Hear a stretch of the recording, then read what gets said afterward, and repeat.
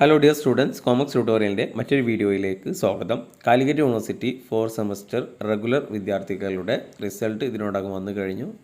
SD വിദ്യാർത്ഥികളുടേത് BCOMൻ്റെയും BBAയുടേതും വന്നു. ഇനി ബാക്കി BA BSc ആണ് വരാനുള്ളത്. ഓക്കെ, അപ്പോൾ റിസൾട്ട് വന്നപ്പോൾ പലർക്കും ഉദ്ദേശിച്ച മാർക്ക് ലഭിച്ചിട്ടുണ്ടാവില്ല. നന്നായി എഴുതിയിട്ടും ചിലപ്പോൾ ഫെയിലായിട്ടുണ്ടാവും, അല്ലെങ്കിൽ നല്ല മാർക്ക് കിട്ടിയിട്ടുണ്ടാവില്ല. ഇങ്ങനെ പരാതിയുള്ള കുട്ടികൾ അവർക്ക് റിവാലുവേഷന് കൊടുക്കാം. അപ്പോൾ റിവാലുവേഷന് കൊടുക്കാനുള്ള ലാസ്റ്റ് ഡേറ്റ് എന്നുള്ളത് BSc BCA വിദ്യാർത്ഥികളതാണെങ്കിൽ 21-ാം തീയതിയാണ്. അതുപോലെ BA അഫ്ലുലമ BSW തുടങ്ങിയ കോഴ്സുകളുടെ റിവാലുവേഷന് കൊടുക്കേണ്ട അവസാന ഡേറ്റ് എന്നുള്ളത് 27-ാം തീയതിയാണ്.